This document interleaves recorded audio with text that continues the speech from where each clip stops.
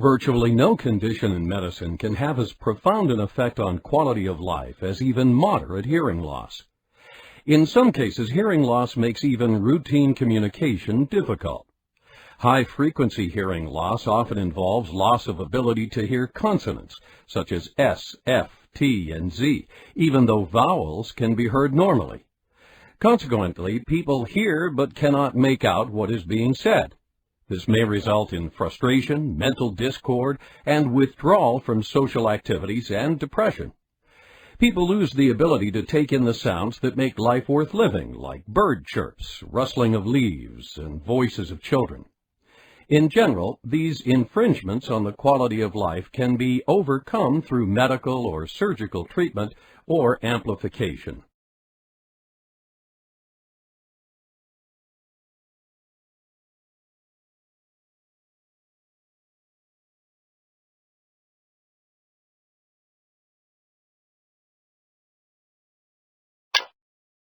When hearing loss occurs early in childhood, its devastating consequences are more obvious than when it occurs insidiously late in life.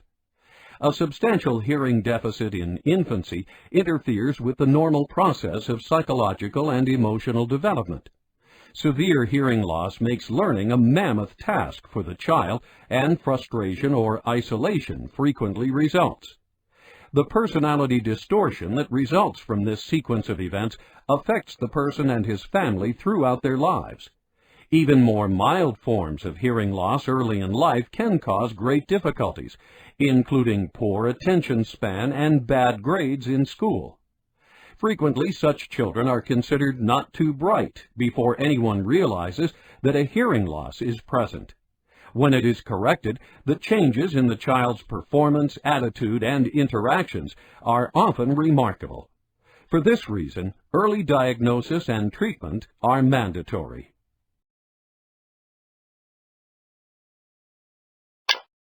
Anything that completely occludes the ear canal can cause hearing loss.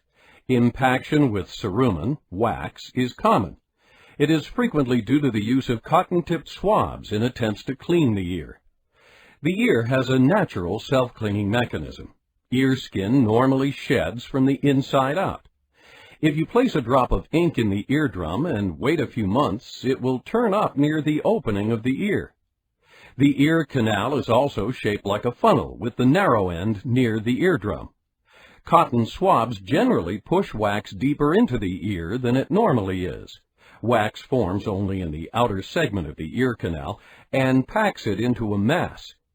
As long as there is even a pinhole opening in the packed wax, hearing is usually good. However, when occlusion by wax is complete, a substantial hearing loss develops. This can be cured easily by removing the wax, either using specially designed instruments or irrigation with water. There are many over-the-counter wax control preparations, but they often cause maceration of the skin and consequent external ear infections.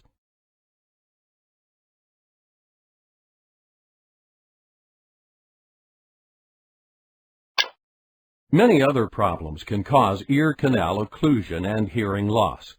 These include infections with swelling that shuts the ear canal, foreign bodies in the ear, trauma, birth defects, tumors, including cancer, and other causes, resulting in a hearing loss that is conductive. That is, it interferes with sound conduction and is generally correctable. It causes decrease in volume, but does not generally produce distortion.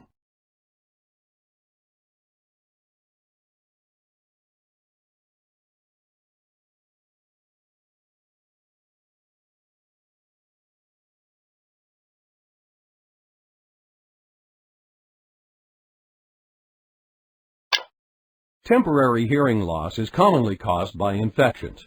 Middle ear infections cause swelling of the mucosal lining in the middle ear and often an accumulation of fluid, such as pus. When there is fluid behind the eardrum and surrounding the ossicles, the structures cannot work properly, and hearing loss results. Infections are usually treated with antibiotics, sometimes with decongestants, and occasionally with drainage by lancing the eardrum, laryngotomy. If infections are severe or inadequately treated, they may cause permanent hearing loss by damaging the ossicles, incus, malleus, and stapes, causing fixation or stiffness of the ossicle or perforating the eardrum. Most perforations heal spontaneously. When one does not, it can nearly always be repaired surgically. The procedure is usually relatively fast and is generally performed under local anesthesia.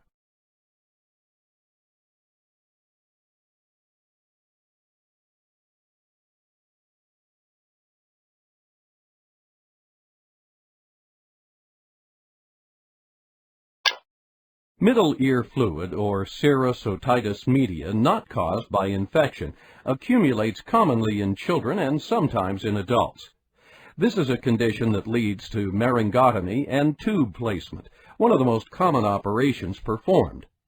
It's useful to understand the mechanism behind serous otitis media. Usually it is due to malfunction of the eustachian tube, which connects the ear with the back of the throat. The eustachian tube's job is to keep the pressure in the middle ear approximately the same as that in the ear canal and outside world. The eustachian tube does so by opening momentarily when we swallow or yawn. If it fails to open because of swelling, allergy, structural, or developmental reasons, the air already in the middle ear becomes trapped. Gradually, this air is resorbed into the bloodstream.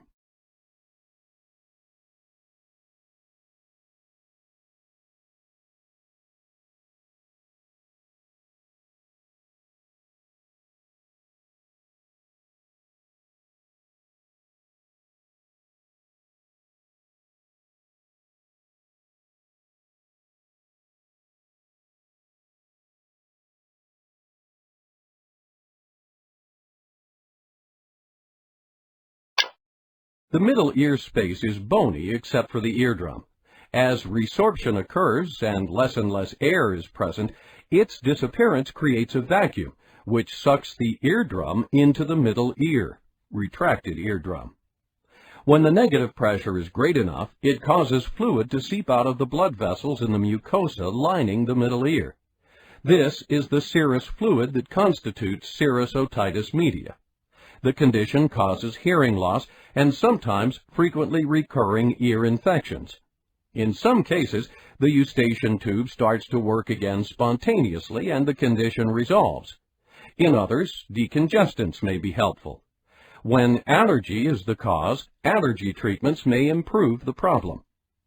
When serous otitis media causes frequent infections, recurrent acute otitis media, some physicians recommend the long-term use of antibiotics, although this treatment is currently controversial. Laryngotomy and tube placement is recommended more commonly.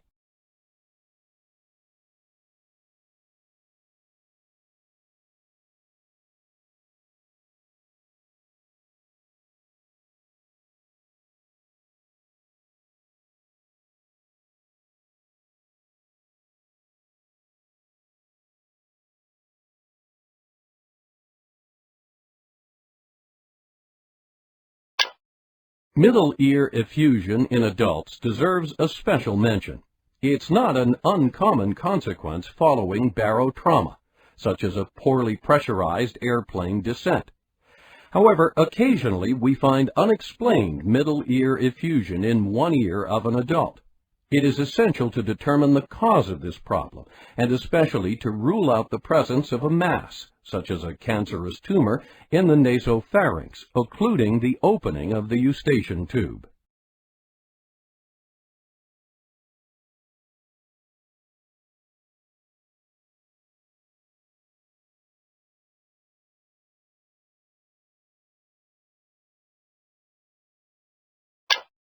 Otosclerosis is a common hereditary disease that deposits bone around the footplate of the stapes.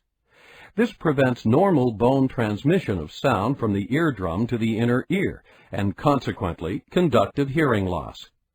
This hereditary condition is present in about 10% of white Americans, and it causes significant hearing loss in about 1%. It occurs less commonly in Black and Asian people. Otosclerosis generally becomes apparent during early adult life and the severity of hearing loss is accelerated by pregnancy. The hearing loss can be cured by an operation called Stapedectomy, in which the stapes bone is replaced by an artificial bone. In good surgical hands, this procedure usually only takes 15 to 20 minutes. Usually, it's performed under local anesthesia. When all goes well, hearing may return to normal.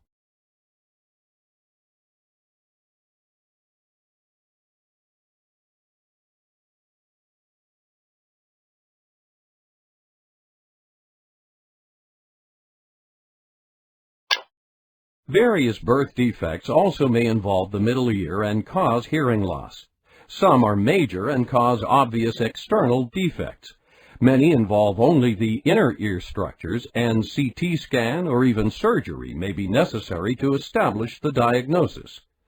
In any case, most conductive forms of hearing loss are surgically treatable. It's also important to recognize that tumors of the middle ear may be responsible for hearing loss. They may be malignant, such as rhabdomyosarcoma in children, or squamous cell carcinoma in adults. It may be benign, such as glomus tumors, which also cause pulsating ear noises, or neuromas of the facial or acoustic nerves. Colosteatoma is a common benign skin cyst that grows slowly and destroys adjacent bone as it grows. It's a fairly common problem, especially in people who have had repeated ear infections. It may also occur from birth in the absence of infections. It generally requires mastoid surgery.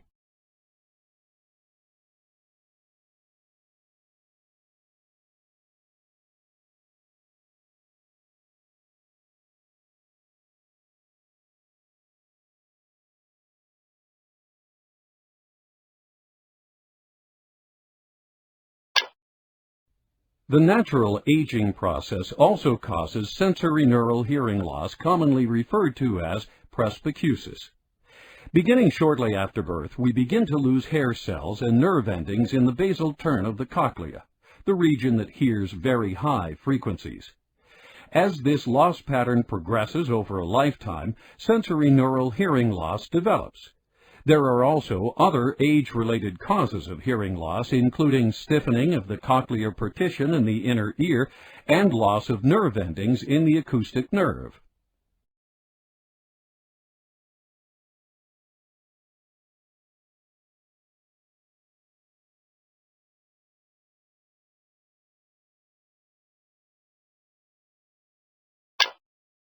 There are many conditions that cause the delicate sensorineural mechanism to function abnormally. Otosclerosis, discussed earlier, can also affect the cochlea and cause sensorineural hearing loss in some patients. In a small percentage, the sensorineural hearing loss can be severe.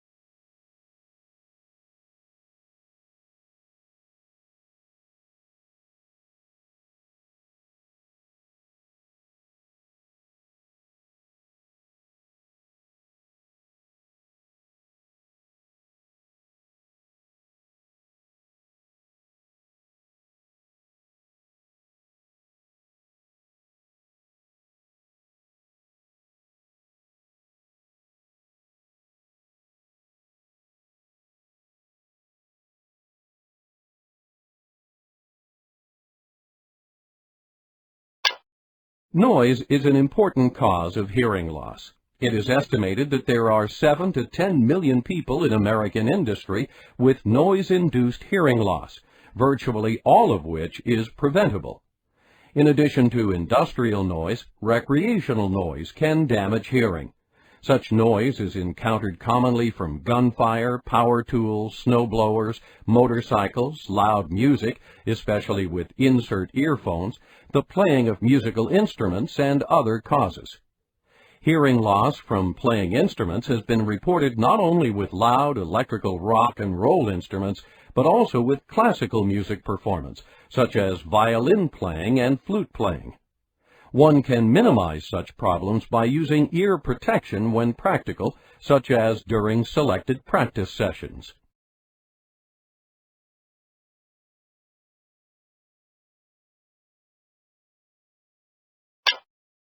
Meniere syndrome is a condition characterized by fluctuating sensorineural hearing loss, usually more prominent in the lower frequencies where we hear speech, episodic vertigo, fluctuating ear pressure, and tinnitus, usually of a seashell variety. It is due to endolymphatic hydrops, which is a swelling and fluid overload of the middle compartment of the inner ear. There are many treatable causes of Meniere syndrome, and exhaustive evaluation in search of them is recommended. When all tests have revealed none of the known causes, the condition is classified as Meniere's disease.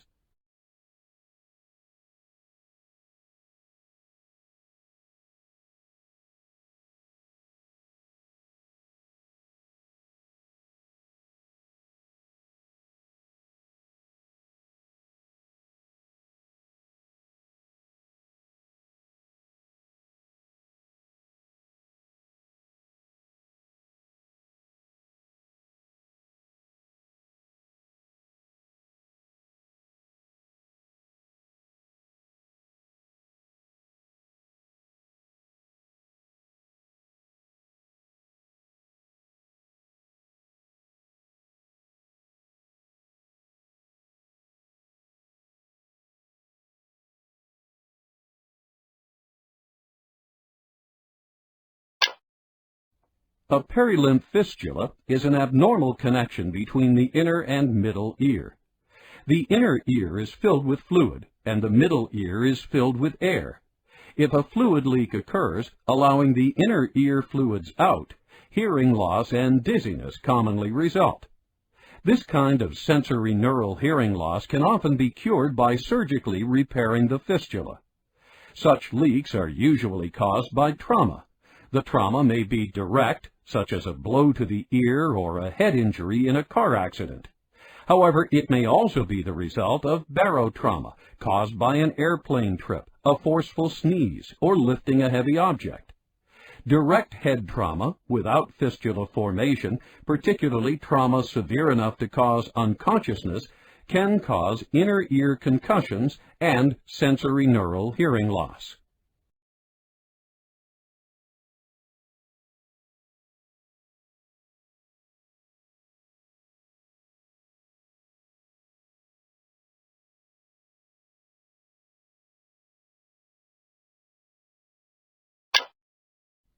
Neural disorders may also produce hearing loss. Among the more common are acoustic neuroma, infection, especially viral, multiple sclerosis, autoimmune sensorineural hearing loss, in which the body attacks its own ear, and ototoxicity. Ototoxicity is hearing loss caused by a substance that gets into the body. Most often the substance is a medication, particularly certain antibiotics and diuretics. However, other toxins, such as lead, may also cause hearing loss.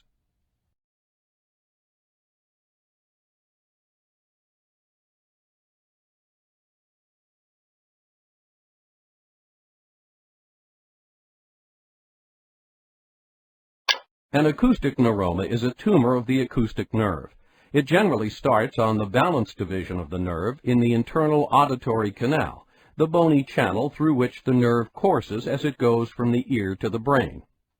Acoustic neuromas grow, compressing the brainstem and other structures, including the facial nerve. Ordinarily, these tumors are surgically curable. They are managed by neurotologists, inner ear subspecialists with particular interest and expertise in treatment of this specific tumor. Neurotologists often work in collaboration with a neurosurgeon. In the majority of cases, it is possible to remove acoustic neuromas without serious injury to surrounding structures and without facial paralysis, which is always a risk since the tumor has to be peeled off a compressed facial nerve. In some tumors diagnosed early, it is even possible to preserve hearing, despite the fact that the tumor has its roots in the acoustic nerve.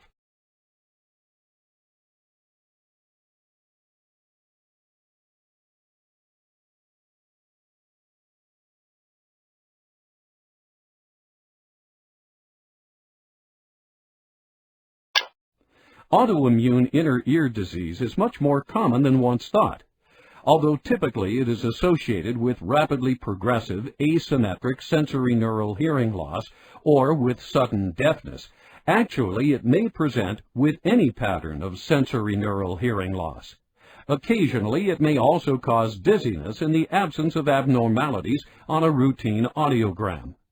It can be diagnosed clinically and through HLA typing and Western blot for cochlear antibodies, as well as through other tests.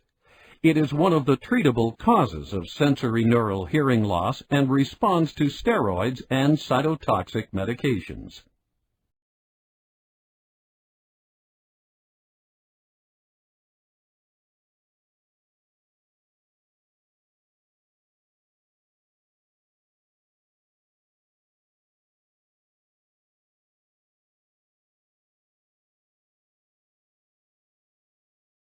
Infections involving the inner ear and hearing nerve can also produce deafness. Middle ear infections can spread to the inner ear, causing hearing loss and usually dizziness. Viral infections may also involve the hair cells or auditory nerve, a viral neuropathy, causing hearing loss and even sudden total deafness. When sudden deafness occurs, it is a special problem. It may be caused by a variety of problems and demand immediate, aggressive, and comprehensive evaluations.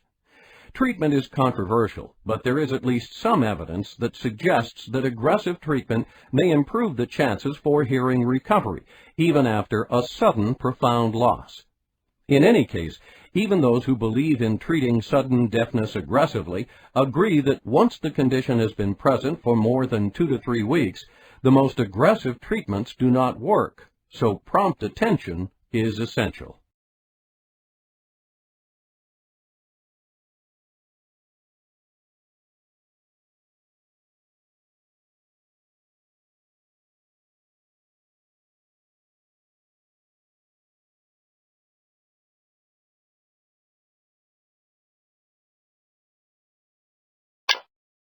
Mumps is the most common cause of one-sided total deafness in the United States. Frequently, the child and family are not aware of the hearing loss until years later. Usually, the balance system is normal. Other infections, such as herpes, cytomegalovirus, CMV, measles, mononucleosis, varicella, mycoplasma, influenza, and fungal disease, may cause hearing problems as well. Infections often affect hearing by destroying the eardrum and damaging the inner ear bones. Scarlet fever is notorious for creating such problems. Hearing loss is one of the most common consequences of meningitis, especially bacterial or fungal meningitis. Anyone who has had meningitis should have a hearing test upon recovery.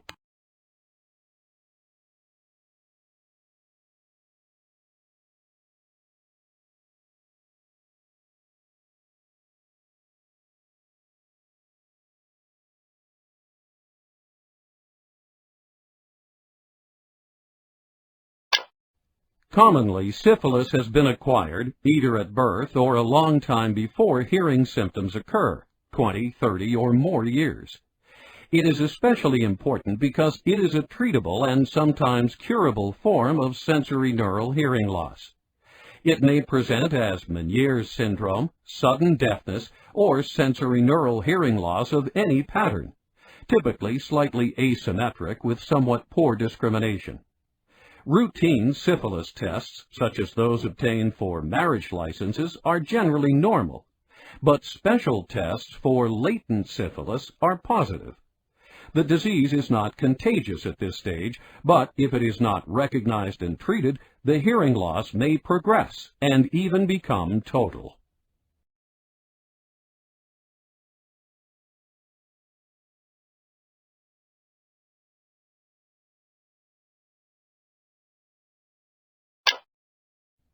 This increasingly common infection is caused by a spirochete, as is syphilis, carried most commonly by ticks. Lyme disease often causes a rash and joint pain, but these may be minor enough to escape notice. Appropriate blood tests should be obtained for people with sensorineural hearing loss of etiology and with patients with other unexplained nerve problems such as facial paralysis.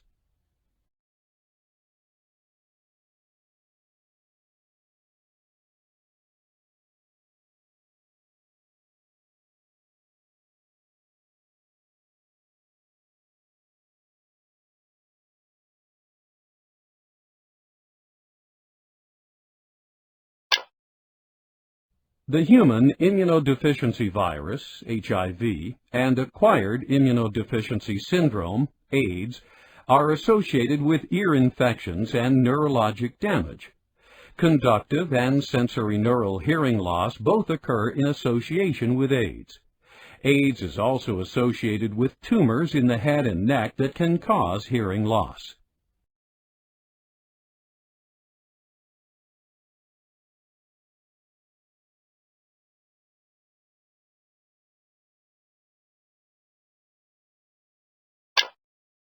Tuberculosis and other granulomatous conditions such as sarcoidosis and Wegener's granulomatosis can also cause hearing loss. The problem may be due to the disease itself or to the medications used to treat the disease, such as streptomycin. Tuberculosis is increasingly common, especially among AIDS patients and those who come in contact with them.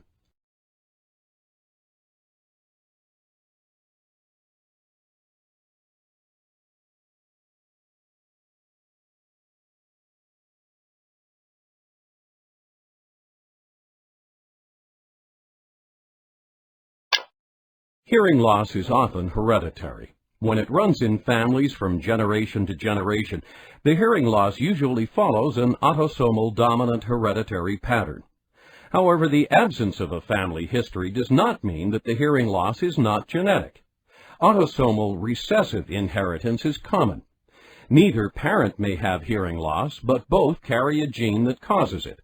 On the average, the hearing loss will be present in 1 child out of 4.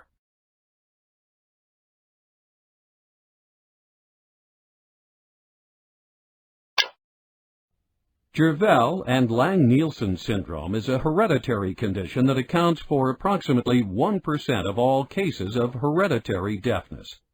It is characterized by sensorineural hearing loss, often severe, and fainting. Whenever this association exists, an electrocardiogram should be obtained immediately. The fainting is due to cardiac arrhythmias that may cause sudden death. Diagnosis and placement of a pacemaker may be life-saving. There are also numerous hereditary syndromes that are associated with hearing deficits. The syndromes can involve defects in virtually any part of the body.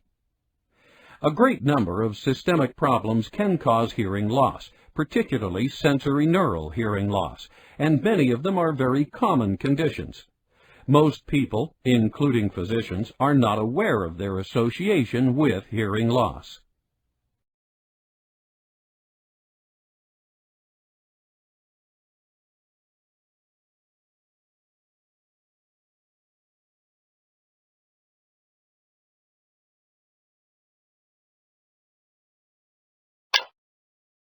Much sensorineural hearing loss is believed to be due to vascular insufficiency, involving either the inner ear or related areas of the brain. This situation is encountered with generalized cardiovascular disease, hypertension, and other similar conditions. It may also be present with hypercoagulable states, in which the blood tends to slug and clot excessively. Polycythemia, a condition in which there are too many blood cells, is one example.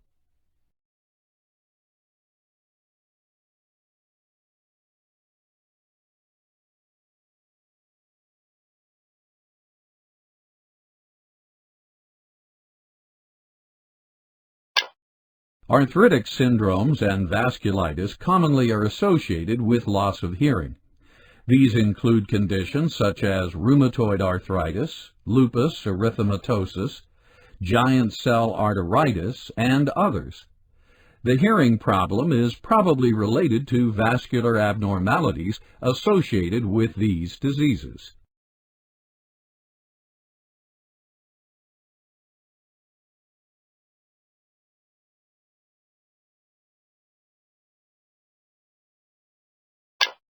Allergic problems in children cause eustachian and middle ear effusion. However, in some cases, allergies may also cause inner ear problems, such as Meniere syndrome. In such patients, allergy treatment usually results in resolution of complaints.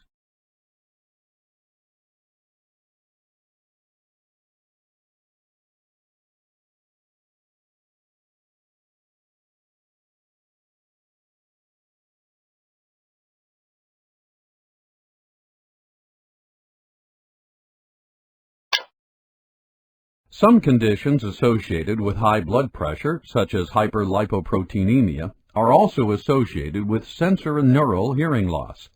In general, it appears that people with hypertension have a higher incidence of hearing loss. They may also be more prone to noise-induced hearing loss than others.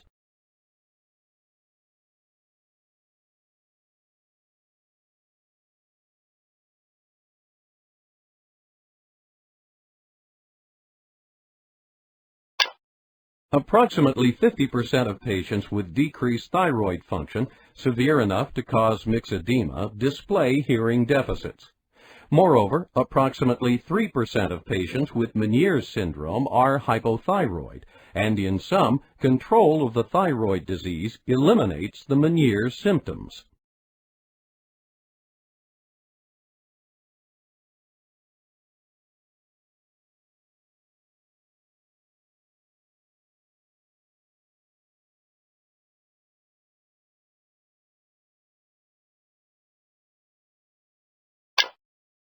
Many things that damage the kidney also damage the cochlea.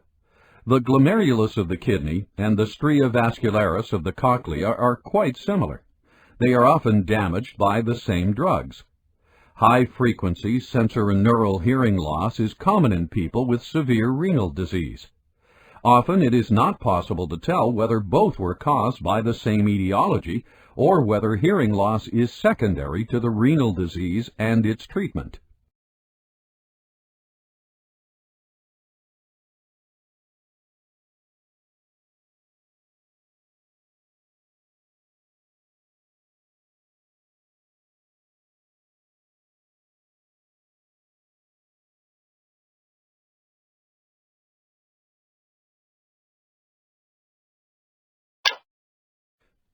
Diabetes is one of the most common diseases in the United States. Although estimates vary from study to study, it appears that about 40% of diabetics have hearing deficits.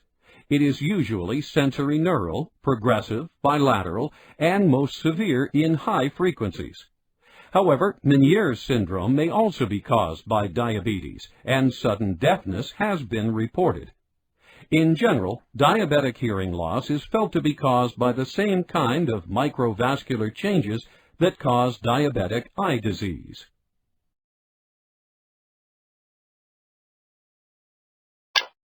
The relationship of hearing loss to glaucoma has been controversial. However, it is probable that there is a significantly increased incidence of hearing loss in patients with glaucoma. The association is especially prominent in patients with narrow-angle glaucoma.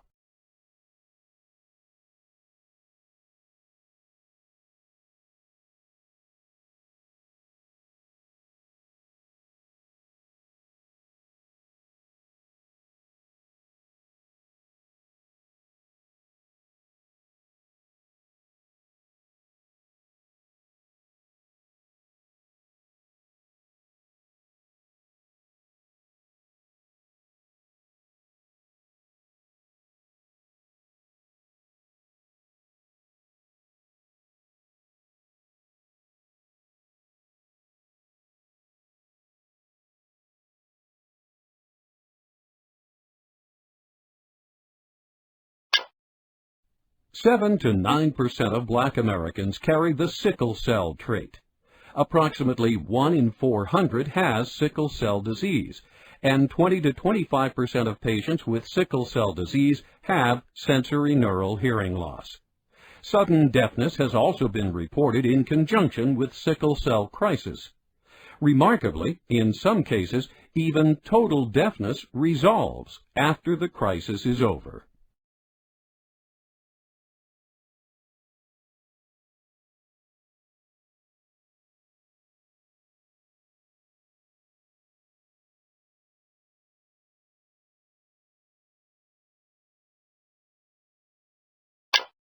Tumors that involve the ear and brain can cause hearing loss. However, chemotherapeutic agents used to treat the cancerous lesions are often ototoxic. Radiation may also cause hearing loss if the ear is included in the radiation field. Patients receiving chemotherapy or radiation therapy should have an audiogram before treatment has begun and usually during and after treatment.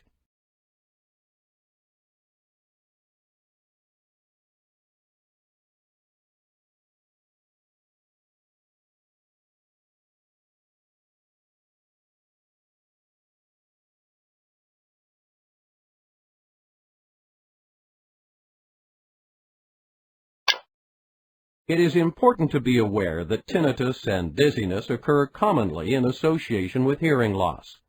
It's also important to recognize that, contrary to the opinion of many physicians, neither tinnitus nor dizziness is necessarily incurable. Like hearing loss, thorough evaluation may lead to important and/or treatable causes for these conditions, and they should not be ignored.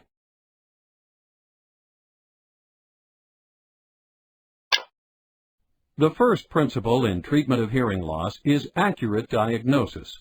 When a specific treatable cause is found, such as hypothyroidism or inner ear syphilis, appropriate treatment is instituted. If the hearing loss is due to mechanical causes, such as chronic ear infections or ossicular dysfunction, it can generally be restored surgically. Alternatively, amplification, a hearing aid, is always an option. For most people with sensorineural hearing loss, amplification is the best or only option.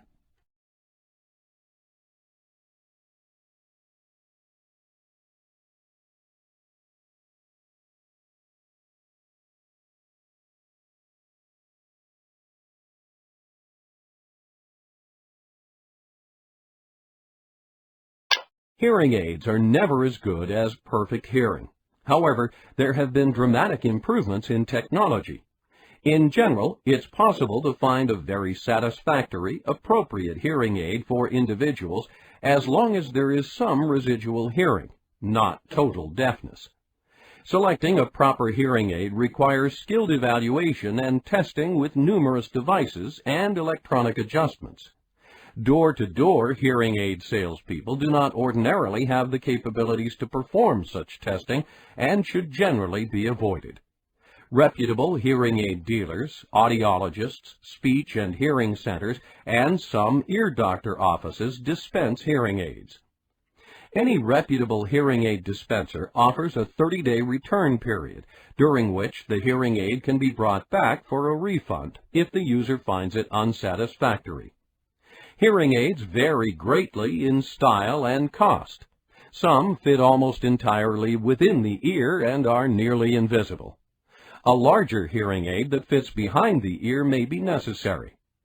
Occasionally, for extremely severe hearing losses, old-fashioned body aids with a wire are still used, but they are only required in a very small minority of patients. Expensive, fancy digital hearing aids are now available.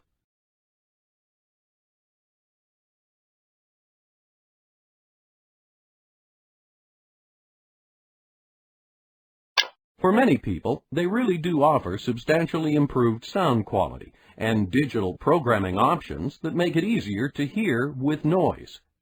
Selecting a hearing aid is a very personal process, and it's essential that any potential hearing aid user have the opportunity to listen to a variety of instruments adjusted expertly before making a selection. Hearing aids can be worn on one or both ears, depending upon the hearing loss, and there are even CROS, contralateral routing of signals, aids, for total deafness in one ear, in which a microphone is placed on the deaf side and it transmits sounds by radio signals to the good side. This is a great convenience for many people who have to function in meeting rooms. It's also extremely helpful when driving. For example, a person driving with a deaf right ear has trouble hearing a passenger, especially if the driver's window is open.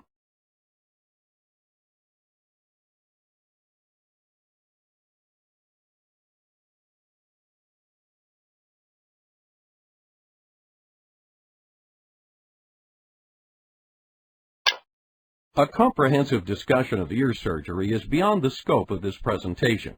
However, ear surgery is extremely common and is generally safe and effective when performed by an expert surgeon. Certain operations are particularly common.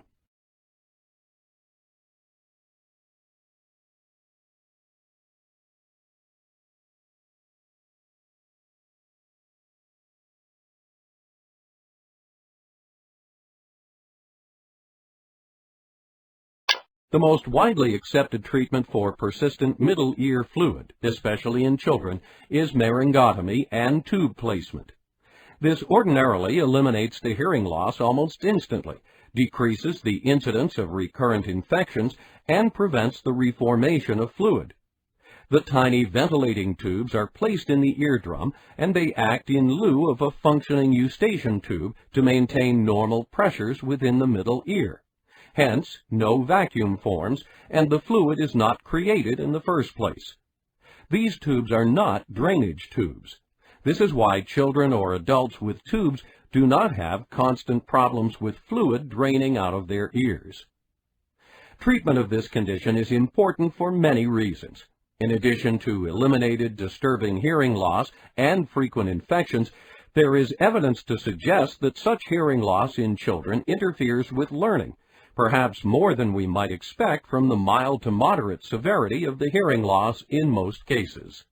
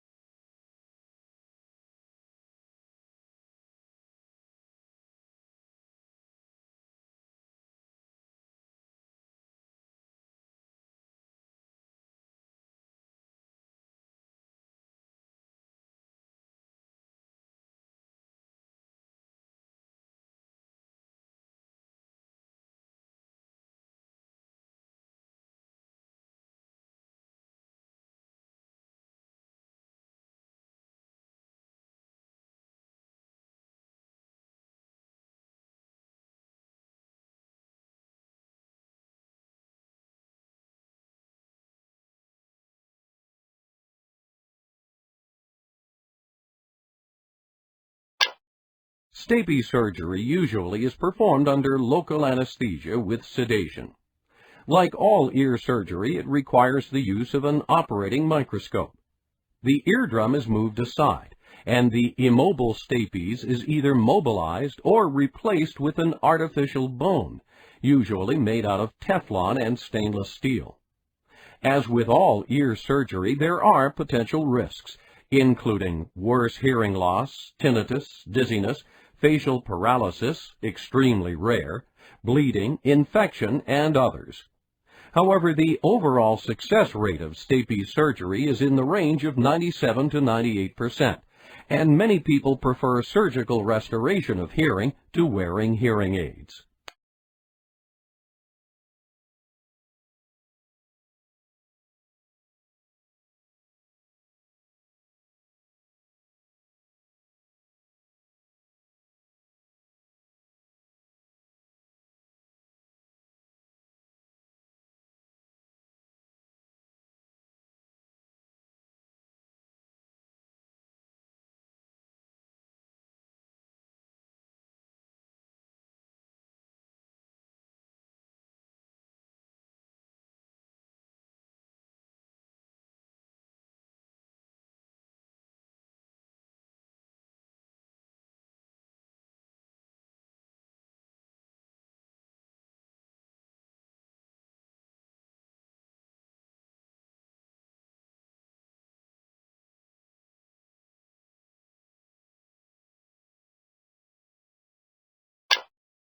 Tympanoplasty and Osciculoplasty are procedures that restore integrity of the eardrum and ossicular chain. They are performed usually under local anesthesia on an outpatient basis.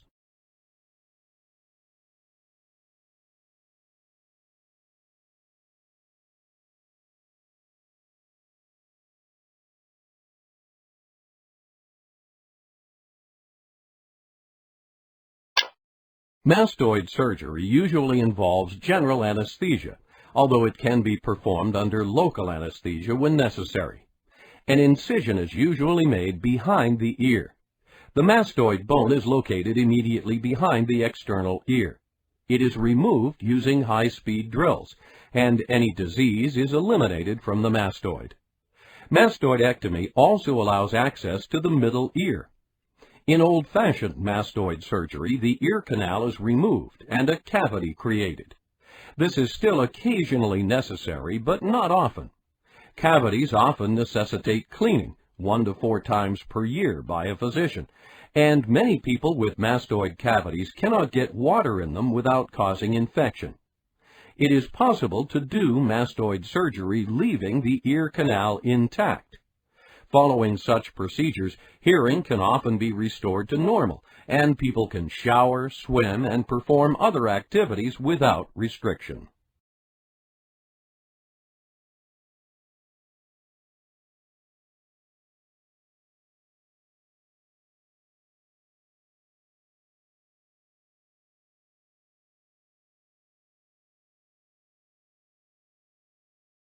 Translabyrinthine surgery through the inner ear for removal of acoustic neuromas provides excellent access to the tumor with the best chance of preserving facial nerve function and totally removing the tumor in many cases.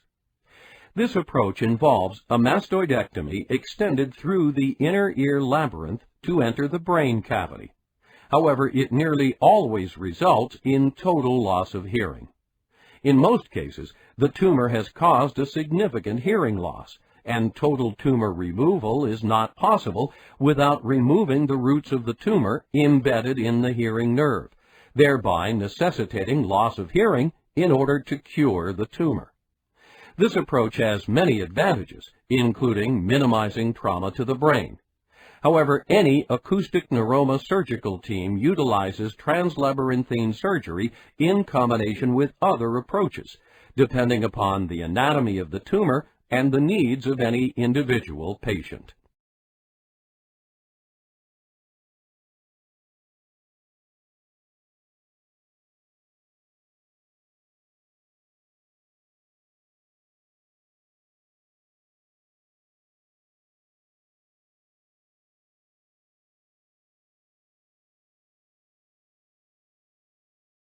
Bone-anchored hearing aids, BAHA, are suitable for patients with mild to moderate hearing loss who cannot wear traditional hearing aids. Inability to wear a hearing aid in the ear canal may be due to chronic infection, congenital malformation, or other causes. The BAHA is placed in the operating room under local or general anesthesia. A portion of the device is screwed into the skull. After a few months, it becomes osseointegrated and is attached to the device that provides amplification. This device does not provide enough amplification for patients with severe or profound deafness.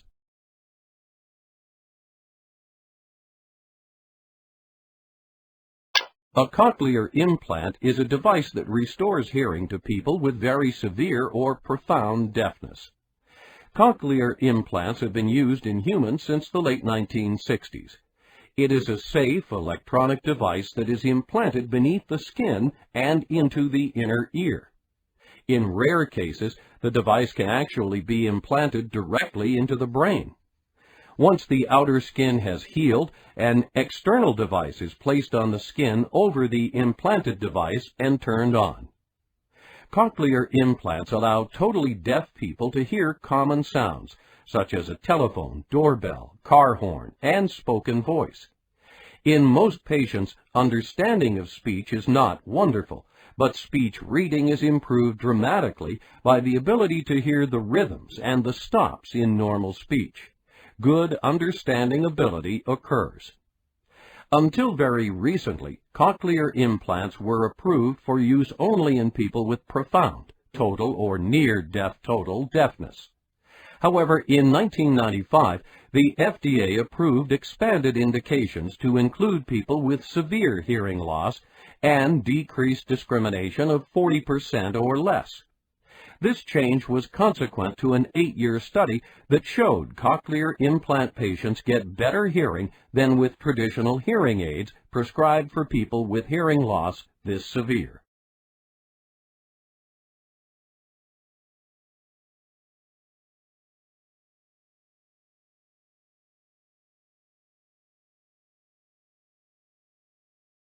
Preventive medicine is always the best medicine. It's important to protect the ears from excessive noise exposure. Even when mowing the lawn or using a power saw, ear protection should be worn. The advice of a physician or trained and certified audiologist is often helpful in selecting appropriate ear protectors. Pieces of cotton or paper towel or spent bullet casings stuffed in the ears are generally inadequate. It's important to be aware of recreational noise sources, including music. With personal, portable music systems, if the person standing next to you can tell what you're listening to through earphones, the music is probably too loud.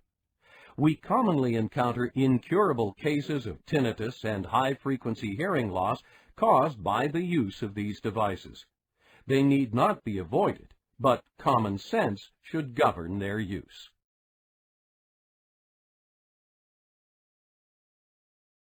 Having reviewed many, but certainly not all, of the health problems that may affect the ear adversely, it's clear that maintenance of good general health is important to the ear as well as to the rest of the body. Maintaining appropriate blood pressure, healthy eating and exercise habits, and close surveillance on bodily health, such as an annual physical examination, are extremely helpful. If there is reason to suspect hearing loss, such as with a strong family history, hearing tests should be included in the physical examination so that hearing problems can be recognized and addressed early. Like so many other things, we never appreciate the value of hearing until it's lost. Through sensible preventive measures, many potential causes of hearing loss can be eliminated. When hearing loss occurs, its progression can sometimes be prevented or slowed. In every case, early diagnosis and optimal management minimize the psychological and social trauma so common in people with hearing impairment. Maintaining contact with an otologist is wise for any primary care physician patient with hearing impairments. Apart from all the things we have learned in the last decade or two, hearing experts are constantly working to learn more about the conditions we don't understand yet.